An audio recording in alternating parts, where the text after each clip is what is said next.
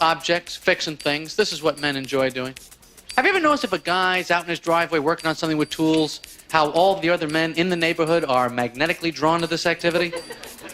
They just come wandering out of the house like zombies. Men, it's true. Men hear a drill, it's like a dog whistle. Just... You know, they go running up to that living room curtain. Honey, I think Jim's working on something over there.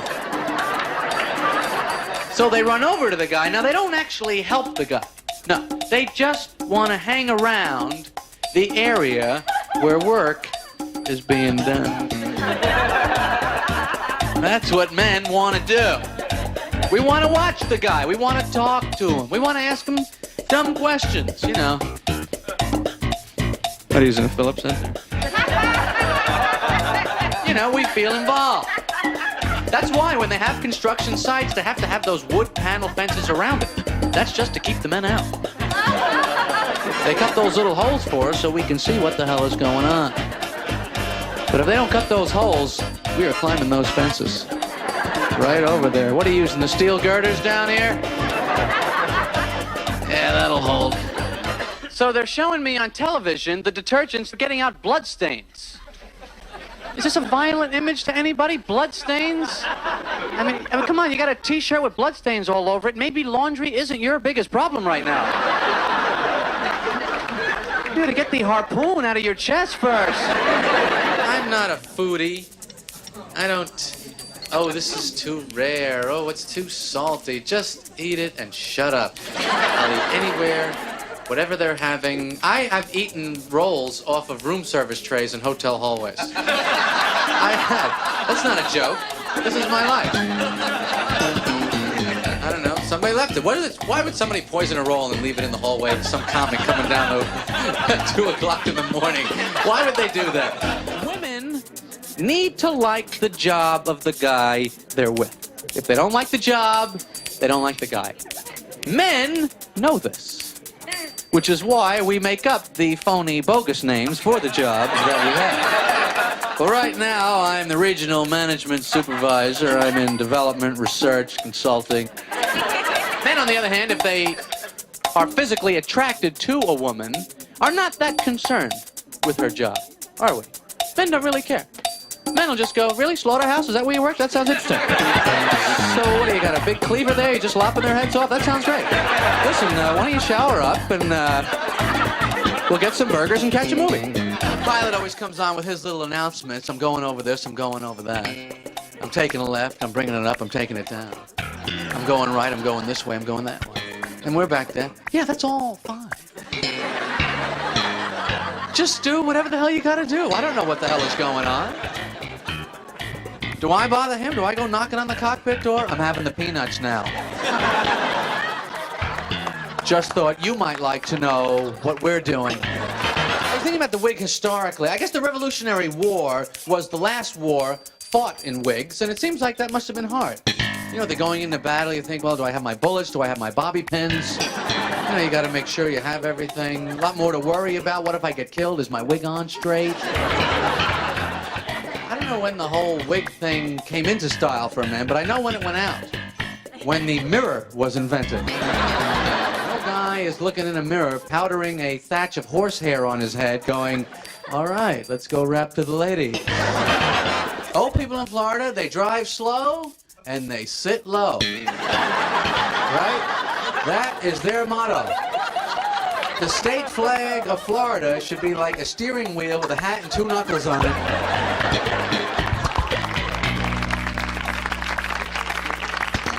And that left turn signal on from when they left the house that morning. Right? That's a legal turn in Florida.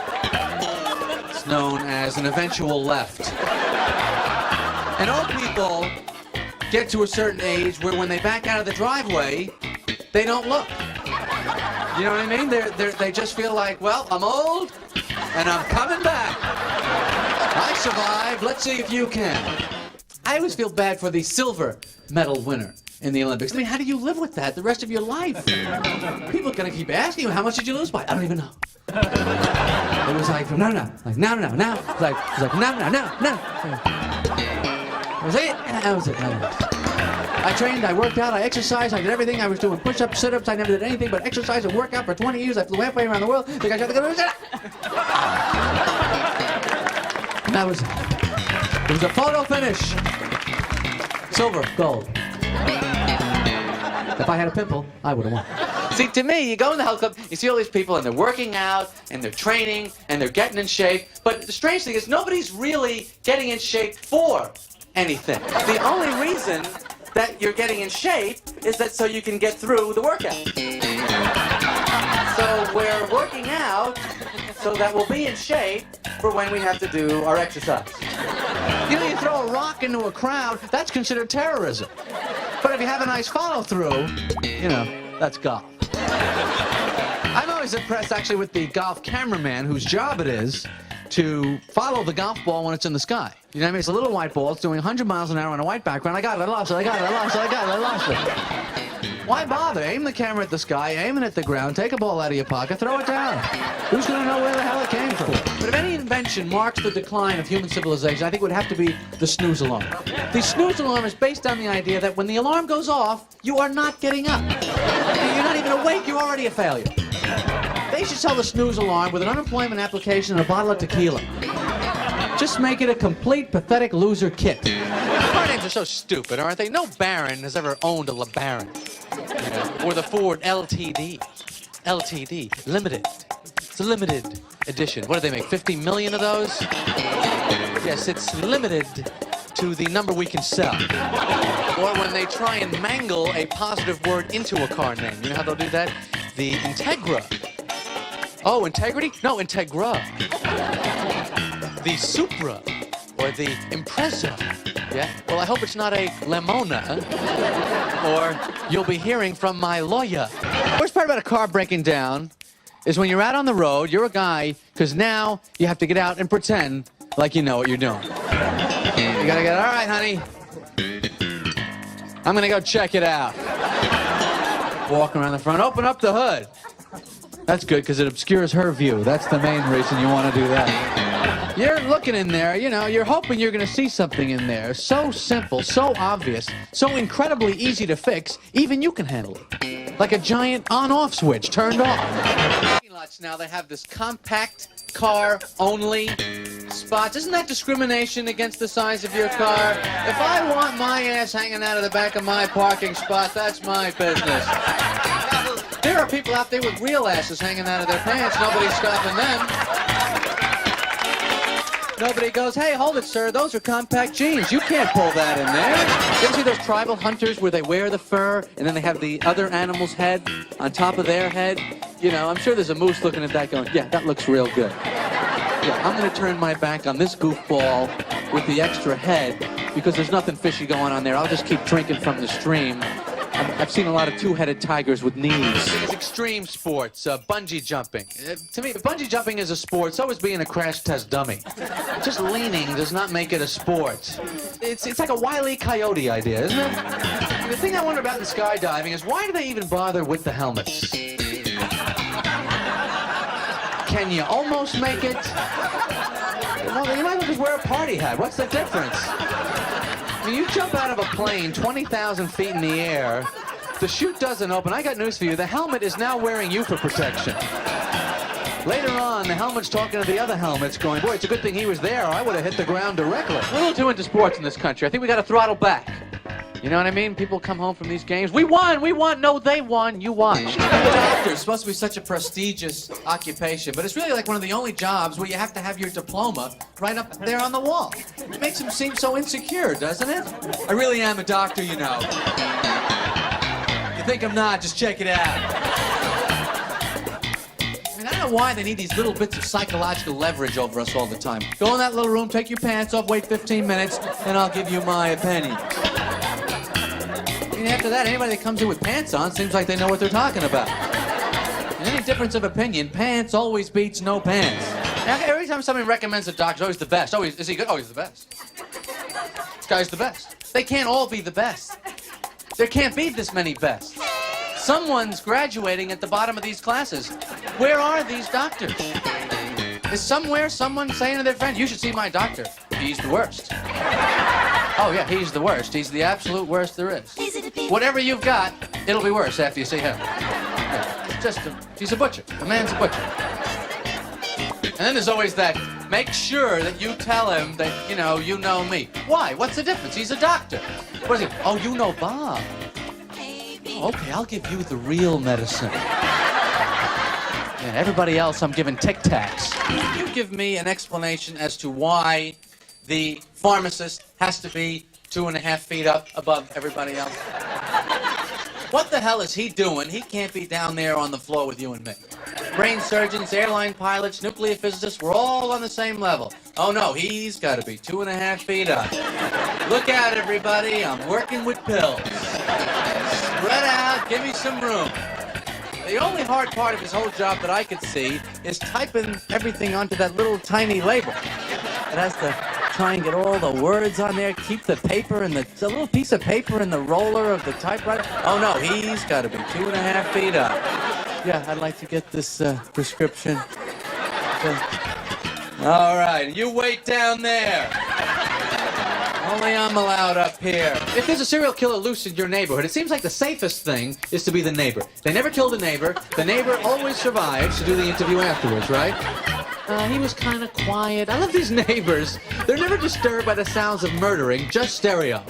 Chainsaws, people screaming, fine. Just keep the music down. And all these women that always fall in love with the serial killer. They write to him in prison. Here's a woman that's hard to disappoint.